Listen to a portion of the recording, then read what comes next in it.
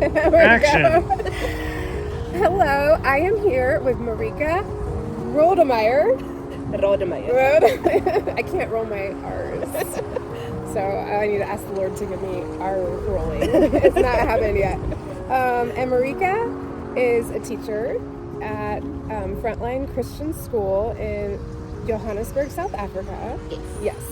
And we met through, I guess he would be called a mutual friend. He wasn't a friend of mine until I met Thomas McCuddy at a homeschool convention.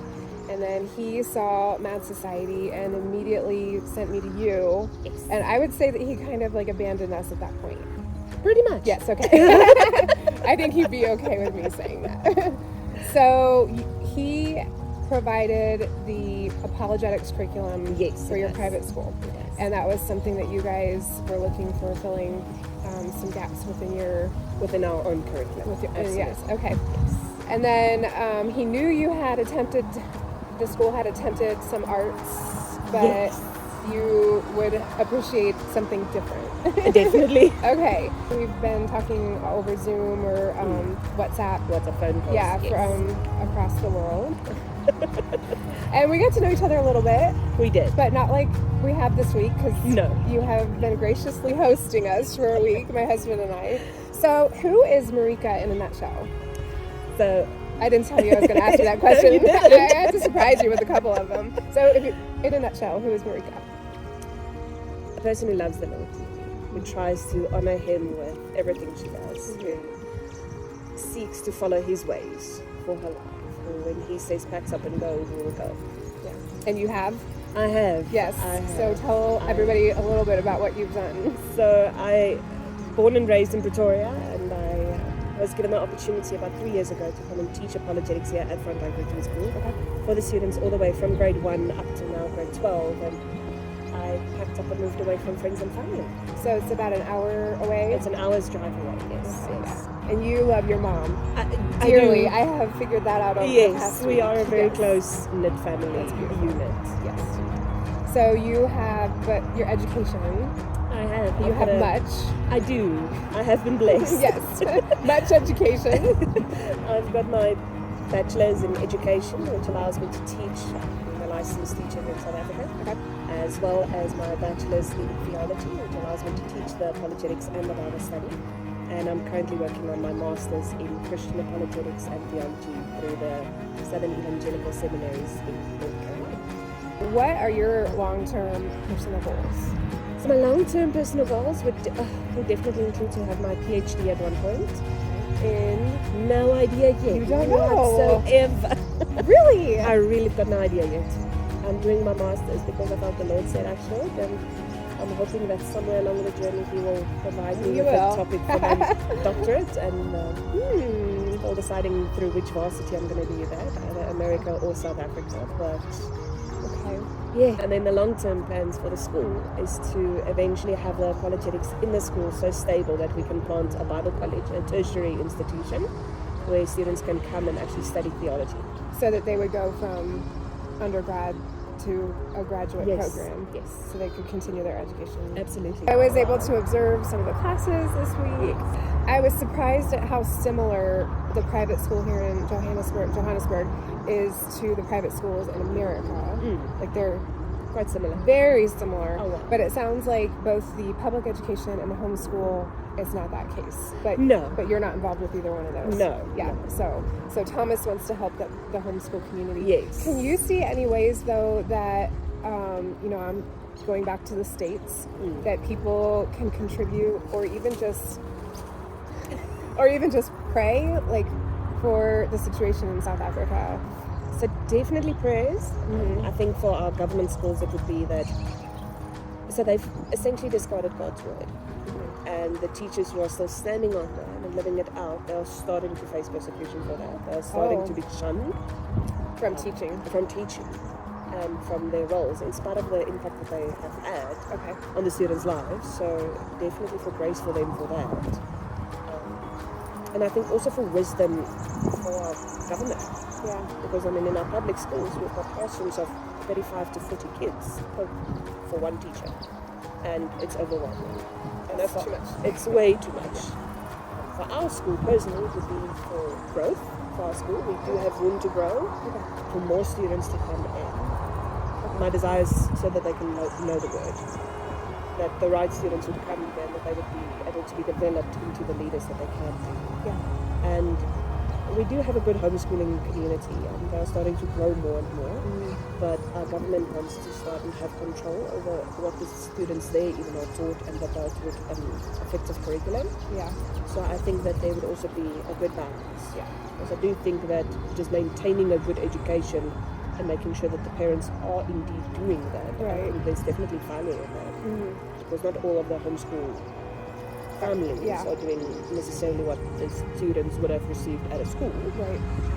It's just the basics, but then to also make the government not be overly involved. Yeah, that's a tricky thing. It's a very tricky thing. Yeah. And you guys have to use some of the government curriculum. So you can't just pick whatever you want. No, we can't. So we follow the curriculum of the government, but and our curriculum is called CAPS. But we do at school, we do CAPS class. So we follow the curriculum, but there where we see gaps are in the curriculum, we add on. Or where you just want to add your own whatever. Yes. What particularly has Thomas, like if you could explain what Thomas has done for Frontline. We've got Frontline Christian Church, yes. That was called Frontline Christian School. Yes. In Johannesburg. Yes. So Thomas has and is still writing our apologetics curriculum. Okay. So that's a curriculum that is taking essentially the information that I'm studying in my master's and breaking it down at an age-appropriate level for the students, starting from grade 1 all the way to grade 12, so that they have the knowledge and the skills how to be able to defend their faith. Yeah. And what I love about the curriculum is it incorporates a bit of church history, systematic theology, a whole lot of logical thinking, to be able to understand reality. Yeah.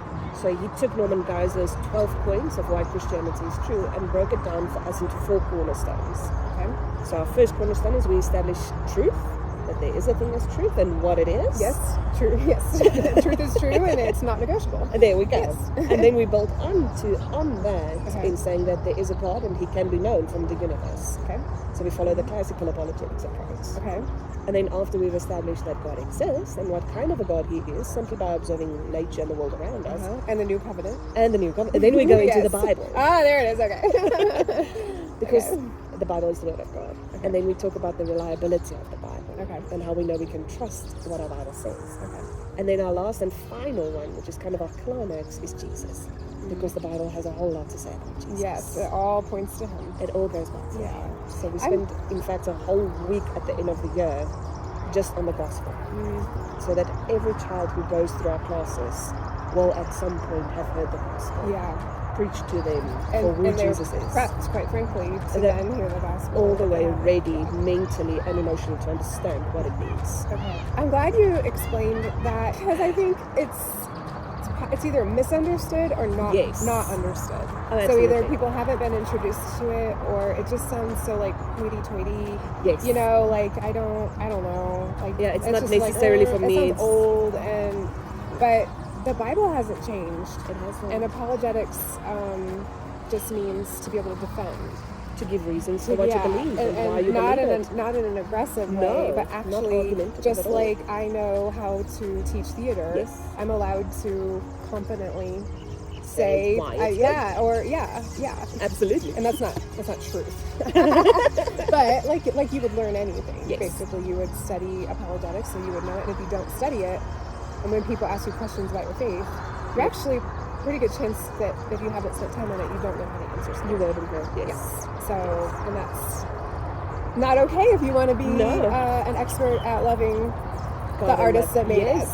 So you guys are the first private school in the world to start a Mad Society. So I've seen lots of homeschoolers start. Yes. And I know that people have purchased the books, but I don't know exactly what they've done with them, if they've tried anything else.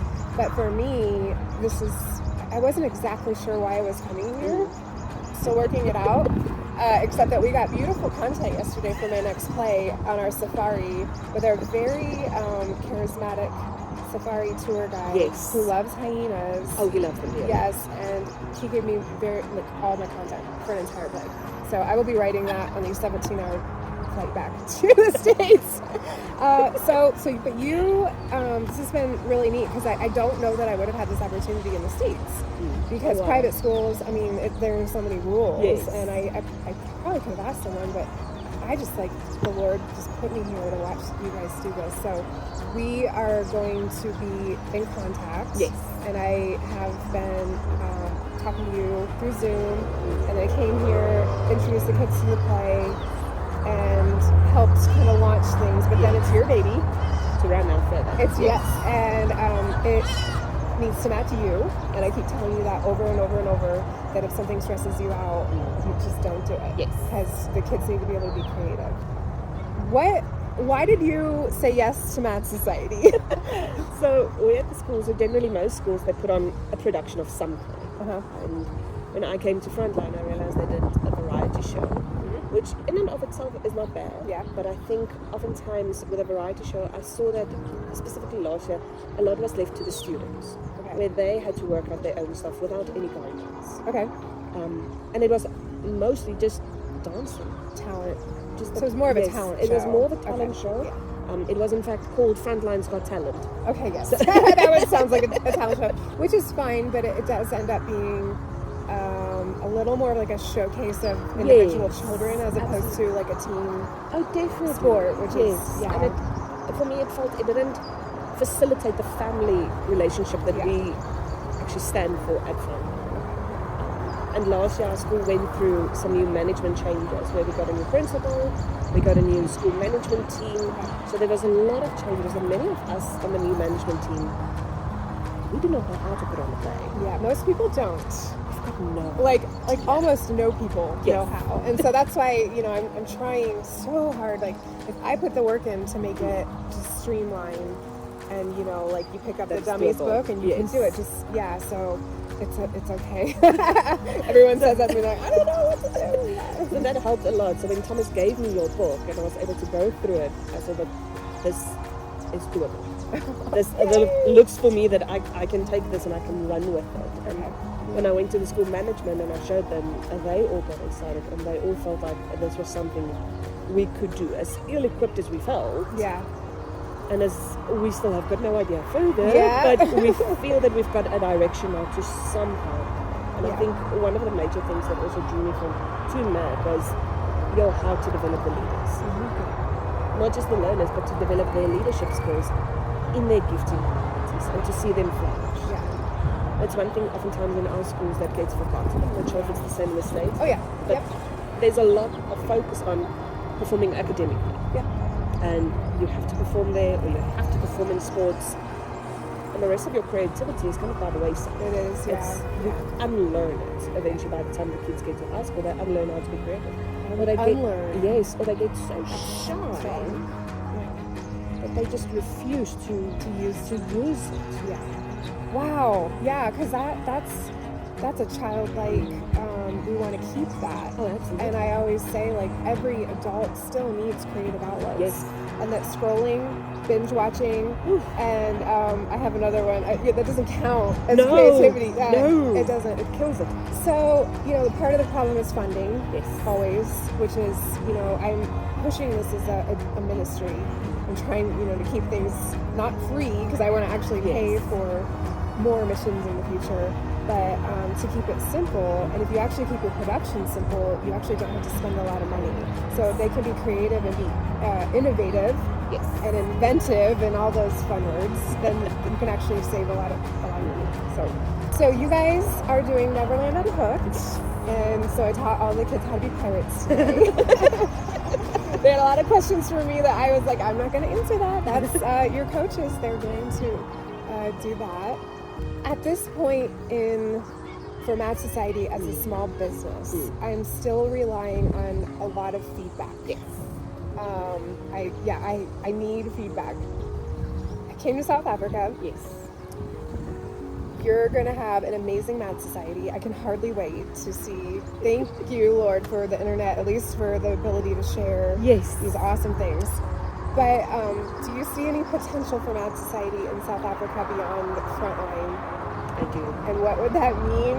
Because I'm going to need other people to help me, probably, because I can't just travel to South Africa every time someone decides, like, oh, you know. Yes. So do you see a potential, like, what would that look like? I do. So I actually know some people from the homeschooling community, and I know a specific one in Pretoria, they've now started to form groups together where they do sports as a group together. But I know for a fact they've not yet done anything pertaining to arts and culture and the drama, which is so needed. Right, so I'm going to keep working with Thomas to figure out how can we very quickly bridge that gap for them. Yes. Because we have technology. They can download things. They have access to videos like this, or my tutorial videos where you can just follow it, so they have access to it. I'm hoping and praying that we can bridge this gap quickly and that more kids can have the opportunity to be creative, hear about how amazing they were made, and be confident in the truth and in their gifts and talents to glorify the Lord. Yes. Yay. Thank you for being brave.